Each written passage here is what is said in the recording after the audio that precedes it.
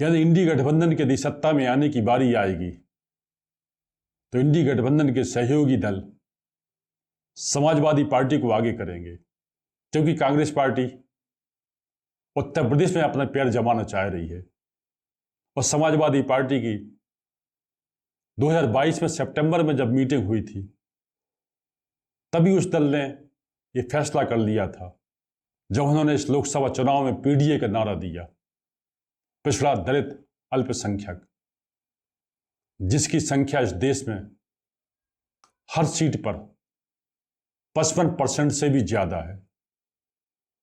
वो जानते हैं ये अखिलेश यादव के इस नारे में कितना दम है और यही नारा मोदी के तिलिस्म को तोड़ने में कामयाब हुआ है।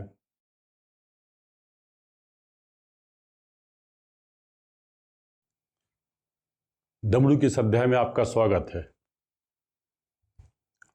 मौत से कह दो फुर्सत नहीं है, अभी नूर किसी के ख्यालों में गुम है। ये शेर लागू होता है उत्तर प्रदेश के पूर्व मुख्यमंत्री अखिलेश यादव पर, जिनको अभी उत्तर प्रदेश सूबे के मुख्यमंत्री की कुर्सी तक देखने के लिए फुर्सत नहीं है, क्योंकि उनकी नजर दिल्ली की कुर्सी पर है, प्रधानमंत्री की कुर्सी पर।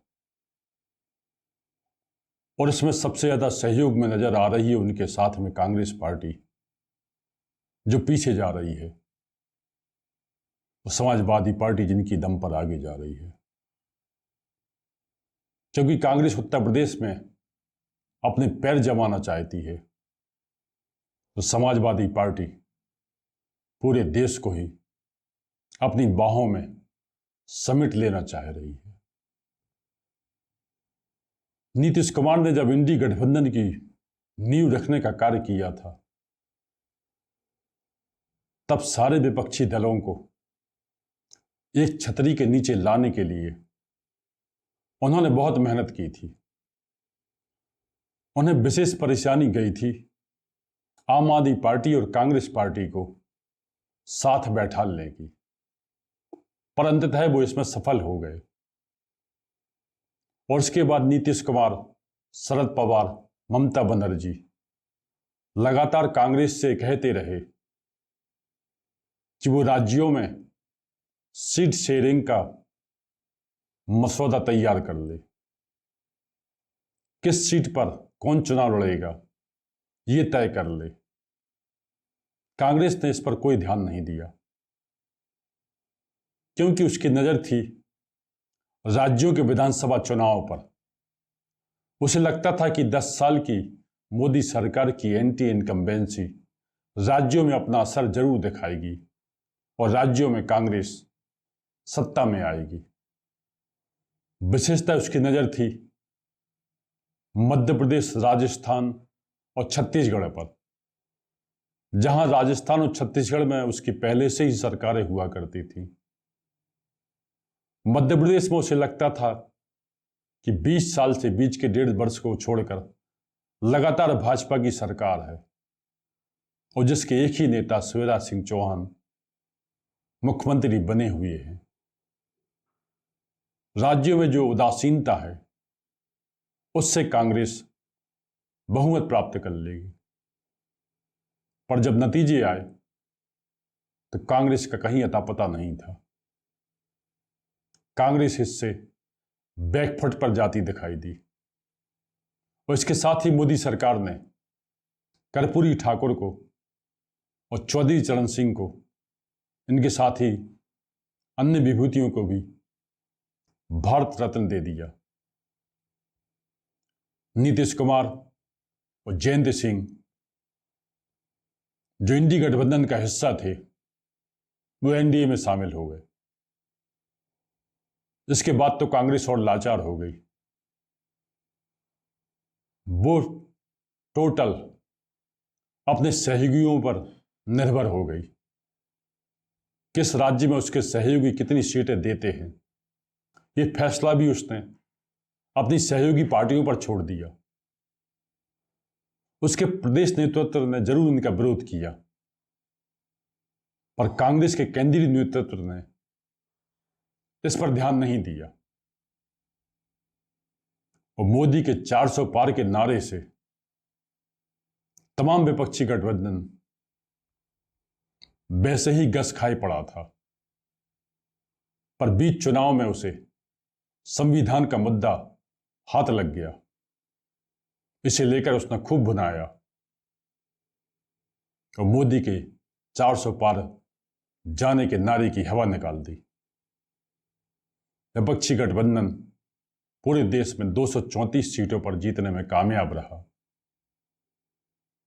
गठबंधन के तमाम दलों के हौसले बढ़ गए। जो कांग्रेस पार्टी 2019 के चुनाव में उत्तर प्रदेश में 1 सीट पर चुनाव जीती थी, वो इस बार 6 सीटों पर जीतने में कामयाब हो गई। इसके साथ ही समाजवादी पार्टी उत्तर प्रदेश की सबसे बड़ी राजनीतिक पार्टी बन गई और देश में उसका नंबर 3रा है। अन्य सहयोगी दलों ने भी अपने अपने राज्यों में अपनी उपस्थिति दर्ज की। अब पिछले काफी समय से लालू यादव से लेकर शरद पवार, ममता बनर्जी, खुद अखिलेश यादव और राहुल गांधी, खड़गे, ऐसे तमाम नेता लगातार ये भविष्यवाणी कर रहे हैं कि एनडीए सरकार जिसका नेतृत्व मोदी कर रहे हैं, ये कभी भी गिर सकती है। उनको लगता है कि भारतीय जनता पार्टी को जो सहयोगी दल सहयोग दिए हुए हैं, वो कभी भी अपना समर्थन वापस ले सकते हैं और वो इंडी गठबंधन में शामिल हो सकते हैं। कांग्रेस को एक धड़े को लगता है कि इससे कांग्रेस पार्टी देश में सत्ता पे काबिज हो सकती है और उसके नेता राहुल गांधी प्रधानमंत्री बन सकते हैं। पर यदि ध्यान से सोचें तो सच्चाई कुछ और है। इंडी गठबंधन में जितने भी दल शामिल हैं, उनमें ज्यादातर दल कांग्रेस पार्टी को पसंद नहीं करते, खासतौर से राहुल गांधी को। कांग्रेस पार्टी से भी ज्यादा स्वीकार्यता समाजवादी पार्टी की है और राहुल गांधी से भी ज्यादा स्वीकार्यता अखिलेश यादव की है। तभी तो पश्चिम बंगाल के मुख्यमंत्री ममता बनर्जी ने शहीद दिवस पर समाजवादी पार्टी के नेता अखिलेश यादव को आमंत्रित किया, जहां उन्होंने अखिलेश यादव की तारीफ की और महाराष्ट्र समाजवादी पार्टी के अध्यक्ष और विधायक अबू आजमी ने उत्तर प्रदेश के समाजवादी सांसदों को अपने यहां बुलाया सम्मानित करने के लिए।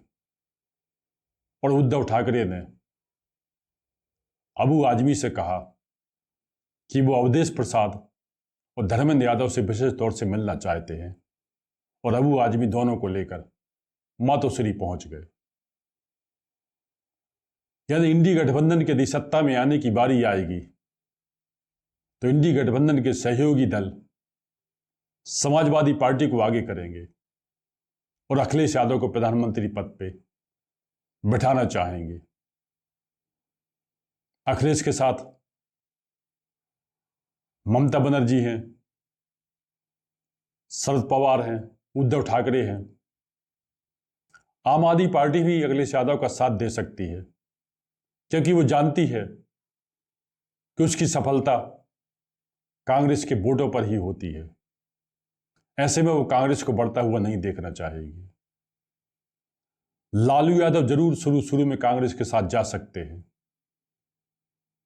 पर तेजस्वी यादव के दखल से वहां से भी अखिलेश यादव को सपोर्ट मिल सकता है। यानी कांग्रेस पार्टी जिस उत्तर प्रदेश में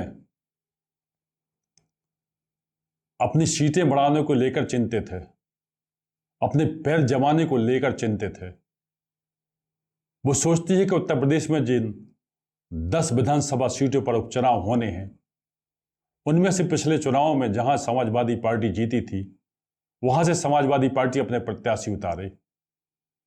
पर जिन सीटों पर भारतीय जनता पार्टी या राष्ट्रीय लोकदल और निषाद पार्टी जीती है, वहां से कांग्रेस को लड़ने का मौका दे। समाजवादी पार्टी इसके लिए मना नहीं करेगी, क्योंकि उसके मालूम है कि छोटा सा लाभ देने के लिए उसे आगे बहुत बड़ा लाभ मिल सकता है। क्योंकि कांग्रेस पार्टी उत्तर प्रदेश में अपना पैर जमाना चाह रही है और समाजवादी पार्टी की 2022 में सितंबर में जब मीटिंग हुई थी, तभी उस दल ने यह फैसला कर लिया था कि वो देश में अपनी जड़ें मजबूत करेगी, वो राष्ट्रीय पार्टी होने का गौरव हासिल करना चाहेगी। इसलिए जहां वो उत्तर प्रदेश में कांग्रेस को गठबंधन के तहत सीटें देगी, तो बदले में महाराष्ट्र, झारखंड जहां चुनाव हैं, वहां अपने लिए सीटें की मांग करेगी। 2014 के बाद से नरेंद्र मोदी की जब से केंद्र सरकार में एंट्री हुई है, तब से कांग्रेस पार्टी भले ही देश की सबसे पुरानी पार्टी है, एक राष्ट्रीय पार्टी है, सबसे बड़ी पार्टी है, पर वो मोदी के तिलिस्मों को तोड़ने का कोई नारा प्रस्तुत नहीं कर पाई। और ये नारा प्रस्तुत करने का श्रेय जाता है अखिलेश यादव को, जब उन्होंने इस लोकसभा चुनाव में पीडीए का नारा दिया, पिछड़ा दलित अल्पसंख्यक, जिसकी संख्या इस देश में हर सीट पर 55% से भी ज्यादा है। और इसी को लेकर इंडी गठबंधन के तमाम दल उत्साहित हैं। वो जानते हैं कि अखिलेश यादव के इस नारे में कितना दम है, और यही नारा मोदी के तिलिस्म को तोड़ने में कामयाब हुआ है और आगे और भी ज्यादा कामयाब हो सकता है।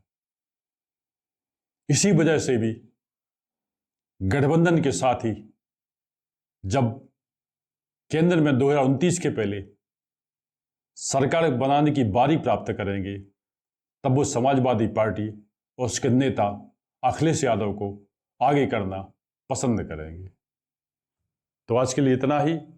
आपसे अनुरोध है कि आप अपने विचारों से कमेंट बॉक्स में लिखकर हमें जरूर अवगत कराएं।